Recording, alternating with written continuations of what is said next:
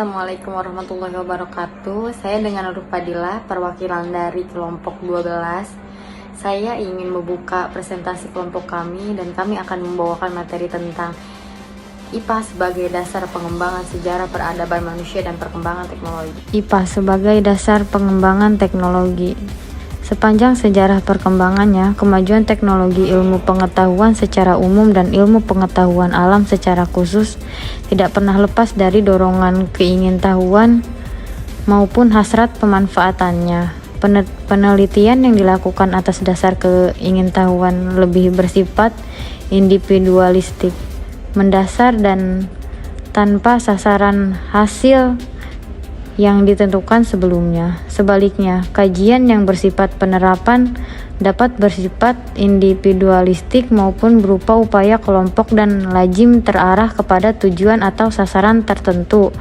Aplikasi ilmu yang dimaksudkan dapat terjadi antar bidang ilmu dasar berbeda ataupun untuk tujuan lebih praktis seperti pemanfaatannya demi pengembangan teknologi. Walaupun berbeda corak, perkembangan ilmu dasar dan aplikasinya ternyata telah berlangsung dalam pola saling mendorong dan saling mengisi.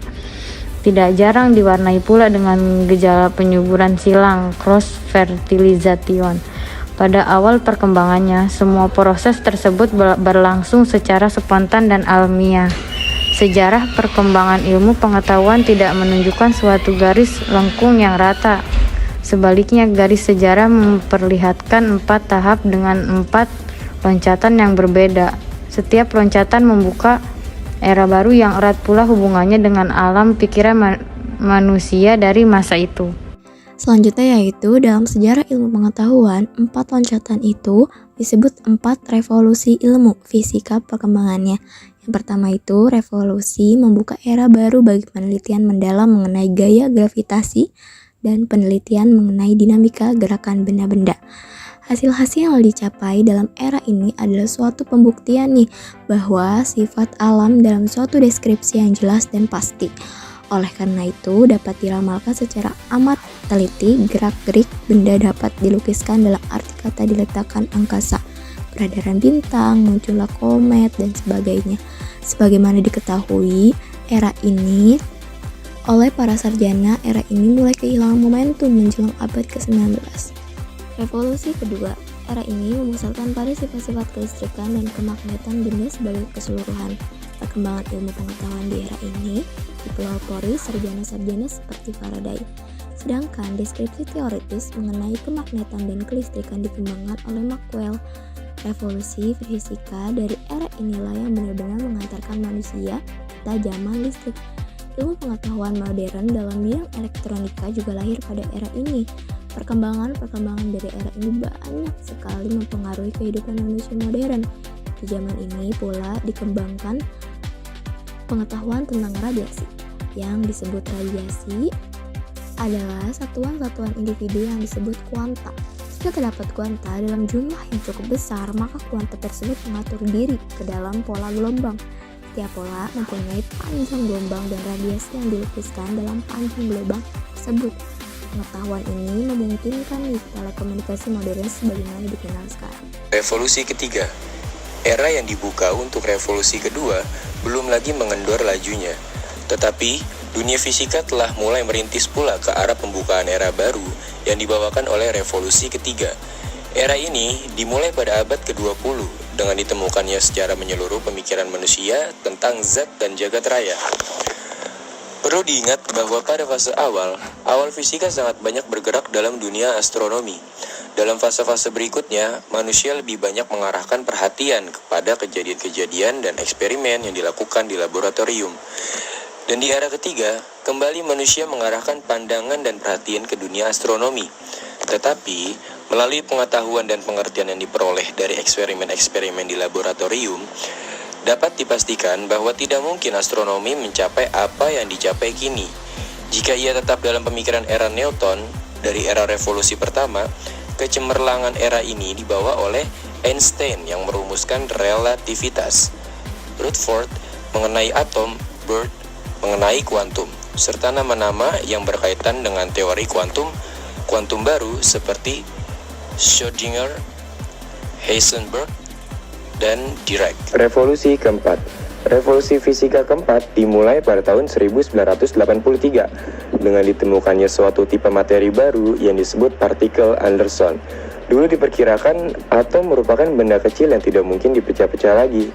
Kini dengan dipelopori penemuan Anderson, dengan pertolongan peralatan-peralatan birsiklotron, akselerator, dan sebagainya, menjelang akhir dasawarsa 50-an, tidak kurang dari 30 partikel baru ditemukan.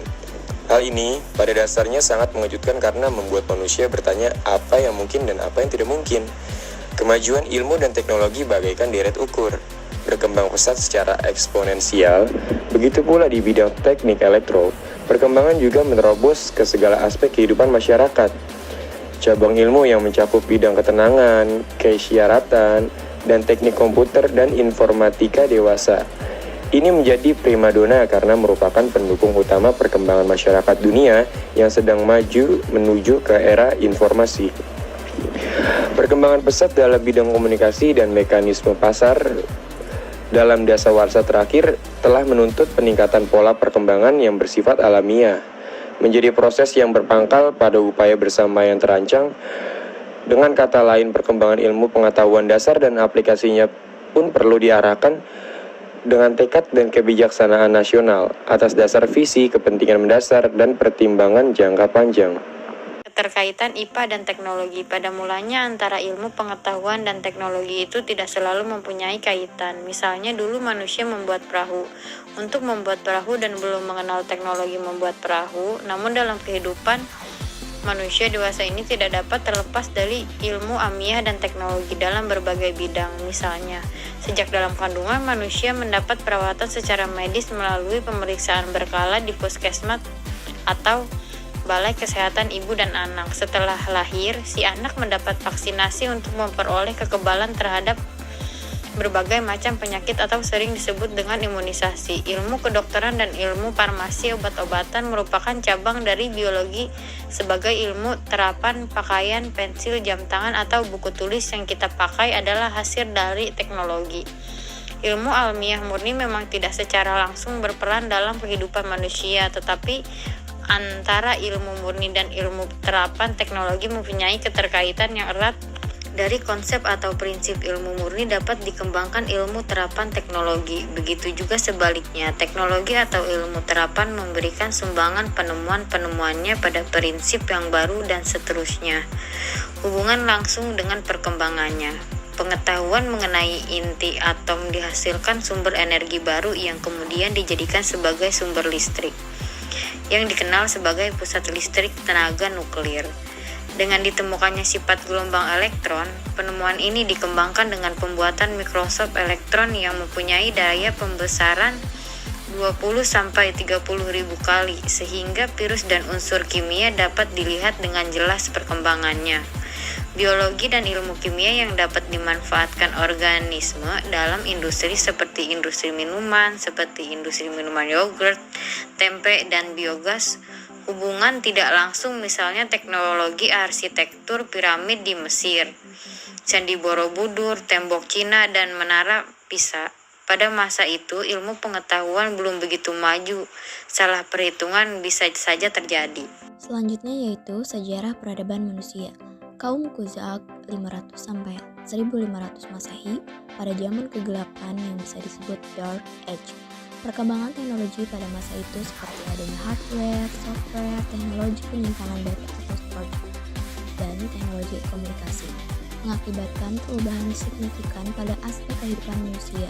Perkembangan ini mempengaruhi dunia bisnis, kesehatan, pendidikan, pemerintah, dan lain-lain. Menurut Alvin Toffler, seorang penulis dan fotolog Amerika, menyatakan bahwa tahun itu sebagai era industri. Era ini dimulai dengan terjadinya revolusi industri, yaitu sejak ditemukan mesin industri. Tenaga kerja manusia di dalam pabrik mulai diganti dengan mesin. Namun dengan seiring dengan bergulirnya waktu, saat ini kita berada pada zaman teknologi dan informasi. Sejarah peradaban manusia dimulai dengan kehidupan yang sederhana. Pada mulanya, manusia hanya membutuhkan makanan dan tempat berlindung untuk menopang hidupnya dari hari ke hari. Tidak ada perencanaan masa depan waktu itu. kehidupan manusia yang berkembang semakin maju dan membentuk peradaban yang menurut Alvin Toffler di dalam bukunya The Third Wave, William Morrow and Company New York 1980 menjadi 3 gelombang peradaban manusia. Yuk kita simak dari video sejarah peradaban manusia dan perkembangan teknologi. Di video kali ini saya akan membahas tentang perkembangan teknologi. Seiring berkembangnya waktu, perkembangan teknologi kini semakin pesat. Perkembangan teknologi tidak akan ada habisnya. Tahun demi tahun, hari demi hari, bulan demi bulan, mengalami perkembangan. Bahkan sejak zaman Romawi kuno, teknologi sudah mulai dikenal.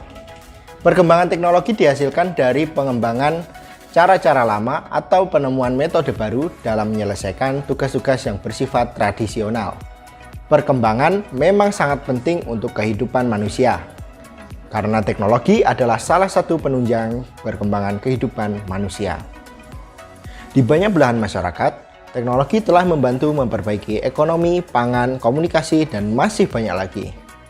Berikut sejarah perkembangan teknologi. Nomor 1. Perkembangan teknologi dimulai dari masa prasejarah. Prasejarah adalah masa di mana manusia hidup sebelum mengenal tulisan. Mungkin kita sering mendengar tentang cerita penemuan api oleh manusia zaman dahulu. Api termasuk penemuan teknologi pertama manusia pada zaman ini. Tetapi temuan pertama manusia bukanlah api, melainkan alat-alat batu. Batu telah dimanfaatkan manusia untuk mempermudah kesehariannya sejak 3,2 juta tahun yang lalu. Pada zaman ini, manusia cenderung memanfaatkan teknologi yang mereka buat untuk kepentingan mereka sendiri. Seperti membuat pedang, kapak genggam, dan bejana perunggu. Ini merupakan teknologi-teknologi pada zaman kuno. Nomor 2. Zaman kuno. Di sini yang dimaksud adalah zaman setelah prasejarah sebelum abad pertengahan. Zaman ini rentan waktunya cukup lama, sehingga banyak penemuan-penemuan pertama yang menjadi dasar untuk penemuan selanjutnya. Peradaban manusia berkembang pesat. Sebagai contoh adalah peradaban Mesir kuno yang kita kenal dengan piramidnya. Manusia mulai membuat teknologi untuk keperluan massal, seperti kapal mercusuar dan jam matahari. Pada zaman ini, manusia juga mengenal tulisan. Ditemukan peninggalan sejarah yang terdapat pada tulisan. Nomor 3. Teknologi zaman pertengahan. Menurut beberapa sumber, zaman pertengahan adalah sekitar abad ke-5 Masehi sampai abad ke-15 Masehi. Satu hal yang bisa kita sorot dari perkembangan teknologi pada masa kini adalah dari sisi seni. Pada masa kini, banyak kesenian-kesenian baru muncul. Jika dilihat dari sisi geografisnya, benua Eropa lah rajanya pada masa ini. Pada masa ini, banyak kesenian-kesenian baru muncul. Jika dilihat dari sisi geografisnya, benua Eropa lah rajanya pada masa ini. Perkembangan teknologi hampir semua dipelopori oleh orang-orang Eropa. Ilmu pengetahuan mulai berkembang pesat dan ditemukannya rumus-rumus matematika dan teori-teori fisika. Pada masa ini atau pada zaman ini juga penjelajahan mulai diumum dilakukan, sehingga sudah bisa ditemukan kompas pada zaman ini. Dari video tersebut, kita dapat ambil kesimpulan bahwa teknologi memberikan manfaat yang luar biasa dalam kehidupan. Kita menggunakannya hampir setiap hari. Sekian dari video IPA sebagai pengembangan dasar teknologi dan sejarah peradaban perkembangan manusia dan perkembangan teknologi.